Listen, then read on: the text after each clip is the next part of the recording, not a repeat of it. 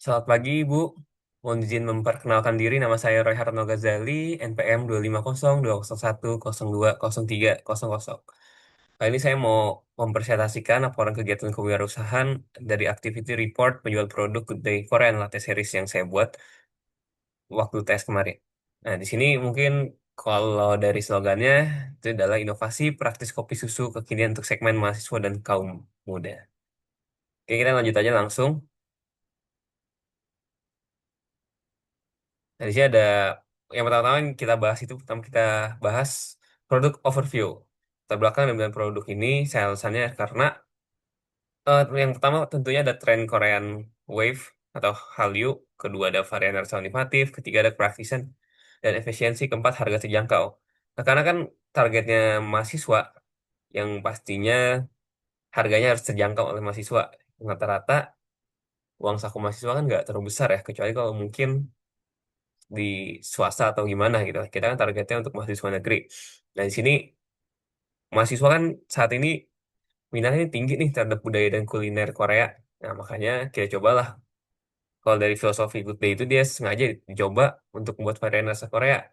Kemudian ada rasa inovatif juga masuk karena Korean latte original dan latte butterscotch yang manis, creamy dan star rich ini punya ciri khas sendiri. Dan di mana mahasiswa anak muda sekarang tuh lebih suka kopi yang manis ya, kecuali kalau pekerja corporate baru americano yang tidak ada rasanya. Kayak di sini targetnya mahasiswa. Ketiga ada kepraktisan dan efisiensi. Nah, tentunya karena produknya saset itu mudah banget untuk diseduh, tidak perlu alat-alat tertentu untuk membuat kopi. Terus keempat, harga terjangkau pastinya. Karena saat ini kan kafe-kafe kopi susu itu kan menjamur ya latte. Nah, kalau saset kan masih lebih terjangkau dan lebih cepat juga dalam membuatnya. Oke, kita lanjut lagi. Di sini ada consumer profile, target pasar dan segmentasi konsumen. Nah, kalau untuk target pasar dan segmentasi konsumen ini ada empat, ada mahasiswa dan pelajar, pecinta kopi manis creamy, penggemar Korean culture, dan sensitif harga. Mungkin untuk mahasiswa rentang usianya itu 17 sampai 24 tahun yang membutuhkan energi saat belajar dan nugas supaya nggak ngantuk ya. Karena kan mahasiswa nih kalau di ruangan suka ngantuk kan. Dan kalau beli kopi susu itu lumayan lah seharga makan dia sekali gitu kan, karena kan harganya sekitar 20 sampai 25 lah, bahkan mungkin bisa 30 kalau di area tertentu. Nah, makanya targetnya ke usia 17 sampai 24 yang rata-rata masih dalam masa perkuliahan. Kedua ada pencinta kopi manis creamy. Di sini ya kalau para pecinta kopi yang manis-manis menurut saya sih masuk banget untuk Good Day Latte series ini. Nah, ketiga pasti ada penggemar Korean culture ya. Di Indonesia kan K-pop ini kan lagi menjamur banget ya, lagi naik-naiknya mulai fans-fansnya. Nah, dengan adanya tingkat minat yang tinggi di Indonesia, makanya salah satu varian Good Day Latte series Korean Culture ini menurut saya sih masuk banget. Makanya targetnya juga orang-orang Korea, bukan orang-orang kayak maaf, fans-fans K-pop gitu di Indonesia. Terus yang terakhir ada harga, karena kan sensitif harga itu memprioritaskan rasa nikmat berstandar kafe namun dengan harga hemat ekonomis. Nah, kopi susunya mungkin 11-12 lah sama kafe, tapi harganya sangat terjangkau. Makanya juga targetnya ya mahasiswa juga. Dan ini target untuk orang-orang yang mau hemat tapi tetap culture ya. Oke, lanjut. Di sini ada promotion strategi yang saya buat. For P ada produk, price, place, dan promotion. Untuk produk ada Good Korean Series 22 gram rasa original dan butterscotch. Itu tergantung selera. Mau suka yang mana. Kemudian ada price untuk harga jual 3.000 per saset atau bisa ada bundling 5.000 per 2 saset dengan harga modal rata-rata 1.950 sampai 2.150. Ini untuk harga modal. Kemudian ada place penjual langsung di area kampus, kantin perkuliahan, ada kerja kelompok, serta via pre-order. Ini bisa juga melalui pesanan. Rata-rata sih masuk di kampus dan kantin perkuliahan ya. Karena kan targetnya sesuai tadi segmentasi mahasiswa dan penggemar K-pop. Kemudian ada promotion, promotion sih kita masih organik melalui sosial media, Instagram Story atau WhatsApp atau mulut ke mulut, serta mungkin kadang ada penawaran sampel gratis kalau di event tertentu.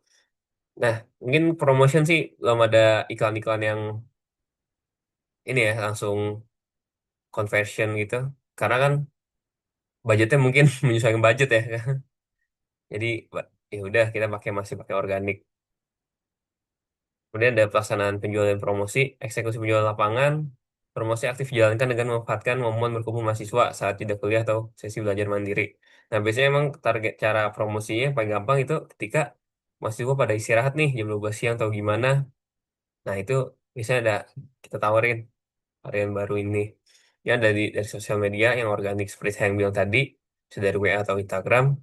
Kemudian ada promosi bundling biar lebih menarik untuk mahasiswa. Terus ya mungkin tuh saya sih untuk pelaksanaan penjualan dan promosinya sesimpel itu karena kita budgetnya terbatas juga.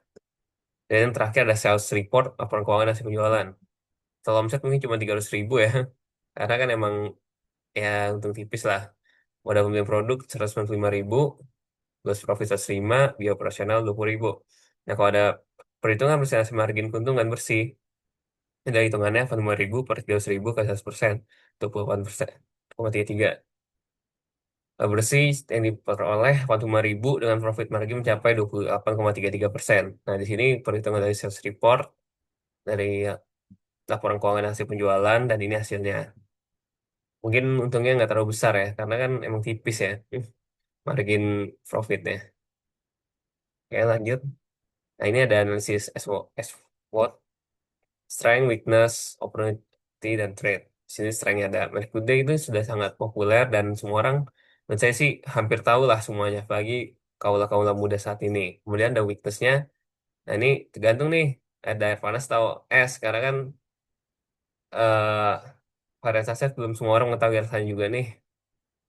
Nah, itu harus dipikirkan lagi. Kemudian ada opportunities, peluangnya tinggi karena kebiasaan tugas mahasiswa, tren minuman Korea, serta potensi jualan bandel kopi dan cemilan. Untuk peluang sih menurut saya sih besar banget ya, walaupun untungnya nggak terlalu besar, tapi opportunity-nya harus dimanfaatin banget kalau emang mau mencari uang secara kecil-kecilan dulu. Kemudian ada trade, ancaman, persaingan ketat dengan brand kopi saset lain, atau dengan ada Starling di sekitar kampus, itu salah satu trade menurut saya. Apalagi sekarang juga ada kopi jago ya, itu salah satu ancaman sih menurut saya. Kopi Point pun sekarang juga ada yang terjangkau, nah itu juga salah satu trade. Ya, lanjut. Komputer analisis, tantangan dan solusi lapangan. Di tantangan satu, udah pesaing kopi instan, banyak varian kopi saset standar di pasaran. Nah, ini salah satu solusinya itu memperkuat branding keunggulan rasa, Korean Butterscotch yang tidak dimiliki merek pesaing. Nah, di sini mungkin jadi USP Korean Good Tea Latte Series, karena ketika punya USP yang menarik, itu akan para konsumer akan datang sendirinya, target pasar. Dan tantangan kedua, dari keuangan konsumen coba rasa baru. Konsumen mungkin ada beberapa yang belum terbiasa dengan rasa Korean latte. Salah satu solusinya itu kita bisa memberikan tester atau sampel gratis serta paket bundle hemat beli 2 saset. Nah, mungkin untuk mengatasi konsumer yang penasaran nih coba rasa baru tapi takut rugi, mungkin kita bisa memberikan sampel secara gratis. Dan apabila memang dia menyukai, pasti dia akan datang lagi kok. Salah satu strategi marketing yang menurut saya modalnya minim tapi hasilnya besar gitu. Kemudian ada tantangan ketiga, ketersediaan perlengkapan seduh. Nah, ini mungkin pembeli juga ingin langsung beli es kopi ya. Nah, solusinya itu menyediakan opsi ready to drink, kopi siap minum dingin menggunakan cup es. Nah, untuk kopi siap dingin, menurut saya sih bisa di dalam termos dulu nih, diseduh dipanas, kemudian disiapin cup yang ada es batunya. Mungkin solusinya seperti itu aja. Paling problemnya di maintaining es batunya nih, harus mempunyai tempat yang proper supaya es batunya nggak cair. Nah, mungkin itu solusi juga dari saya. Dan yang terakhir, testimoni dan feedback pelanggan, varian butterscotch berasa banget creamy dan wanginya manis khas cafe. Pas banget buat temenin tugas malam tanpa bikin kantong bolong. Kirana. Nah, ini salah satu pelanggan yang loyal ya.